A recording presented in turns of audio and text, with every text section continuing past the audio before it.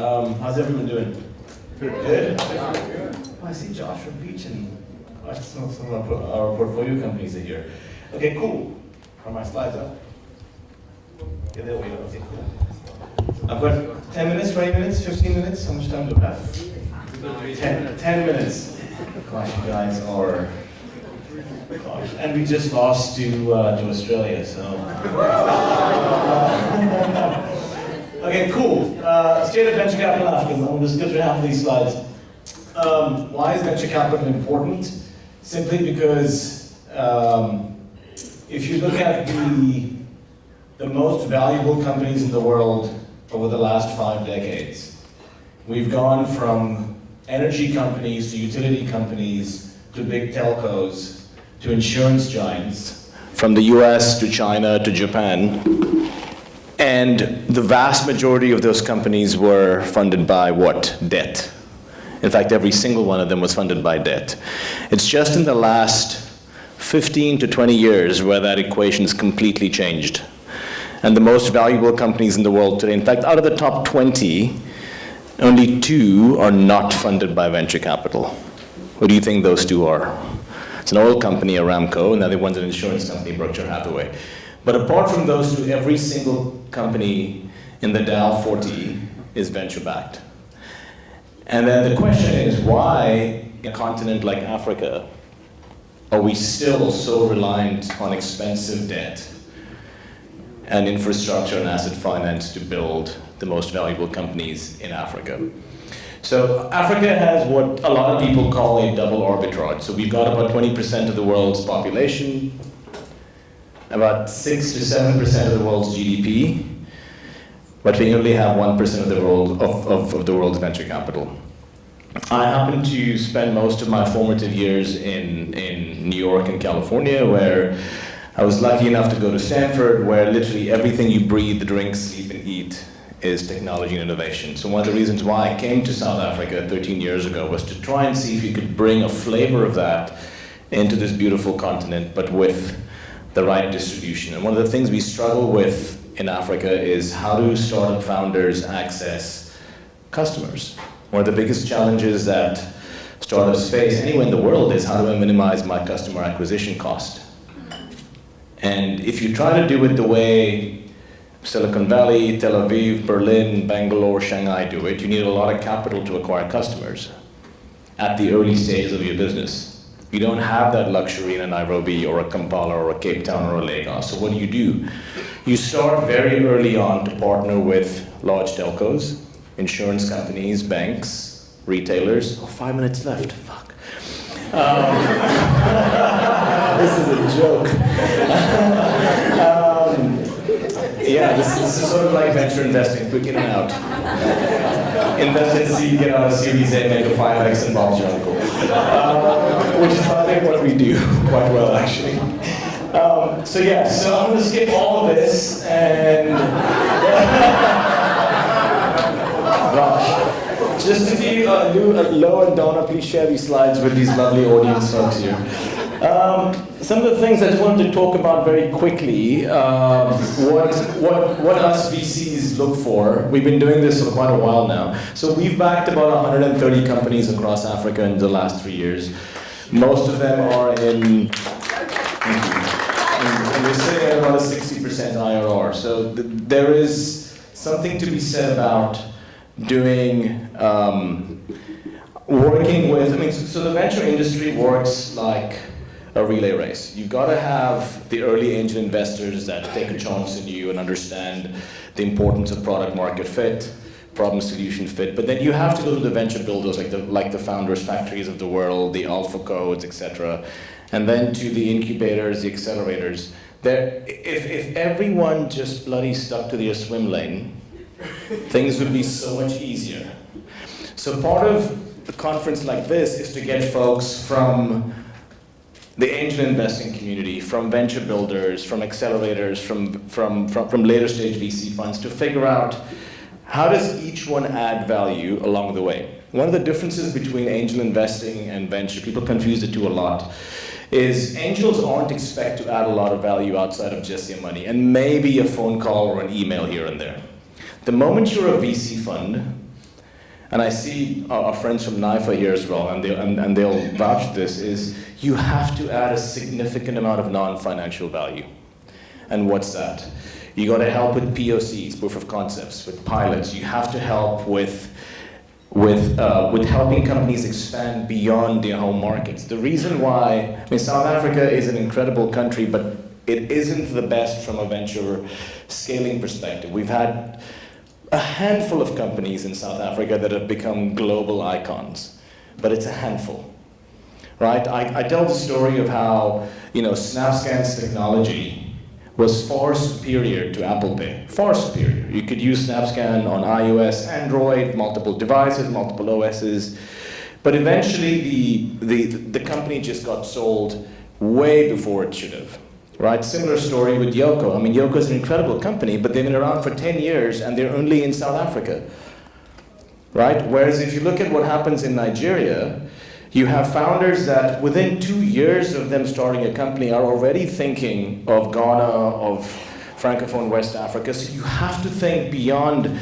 I mean, there's this virtual boundary of the Limpopo River that people don't expand beyond. and it bothers me.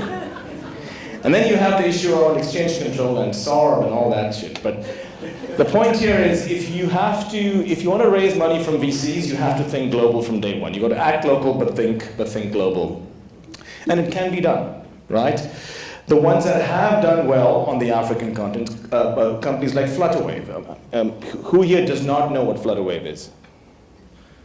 Gosh, you should know what Flutterwave is, because Flutterwave is more valuable than NetBank. And Flutterwave is 6 years old. So if you aren't aware of, this is no joke, just Google the market cap of NetBank and Google the last round valuation of Flutterwave, and you'll realize how this industry, if you guys aren't Googling it right now, cool. So there is a huge opportunity, but you have to understand the risk-return trade-offs, right? One of the things that I would implore people in this whole, if you represent pension funds or asset managers, is most asset managers, pension funds, mutual funds globally have anywhere from as little as 1% to as high as 20% of their assets in asset classes like venture capital. In South Africa, unfortunately, the vast majority of pension funds, funds of funds, etc., have no exposure to venture. Investing in property is as alternative as you get. And that is a problem, because venture has been, for the last 25 years, the highest returning asset class from a risk-return trade-off perspective. And it's true, no one's lying here. A few things for founders, this is a founders conference, of what are the kind of metrics that VCs and investors look for when they talk to you? Because if you spent a few million rand going to business school and trying to understand Porter's 5 forces or SWOT analyses, I'm sorry, you've wasted your parents' money.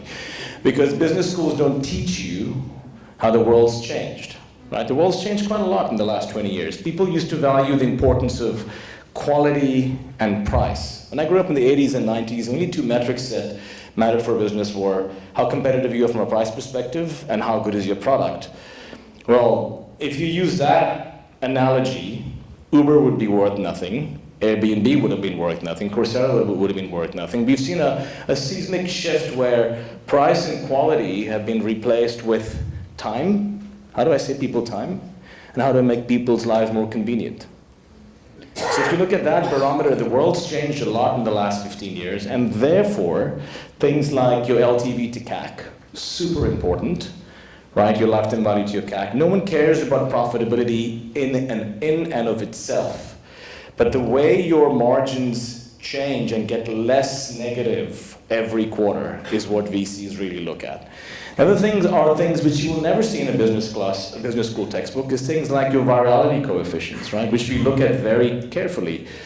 One of the biggest issues that startups have is they spend way too little money on marketing. And all the CMOs here are going to love me after this. Is because marketing for a good venture-backed startup should be anywhere from 20 to 30% of your overall capital spend.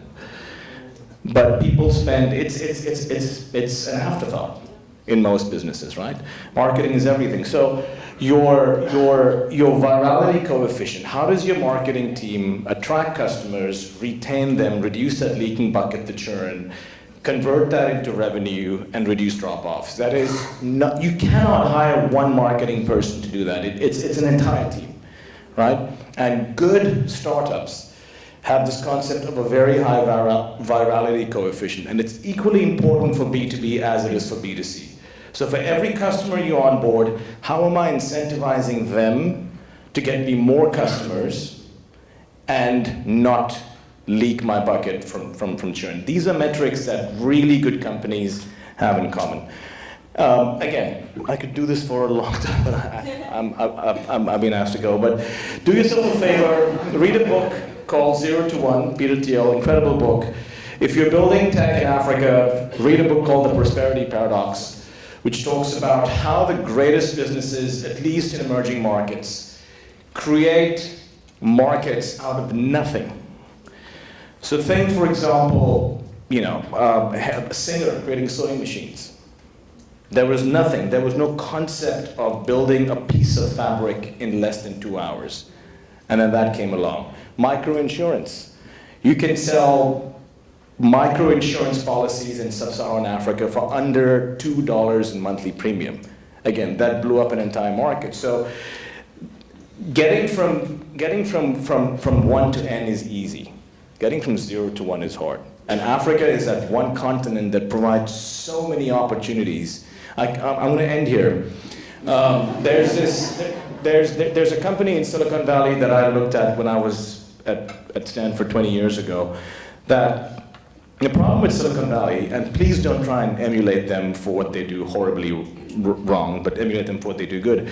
That literally raised $42 million, no jokes, in a Series A round to build drones to take organic smoothies and deliver them to high-rise businesses because the execs were too lazy to go down to Jamba Juice or Joe's Juice and buy them. And they said, I'm going to have this device with a little IoT thing where I can have my windows open and have it delivered to my office.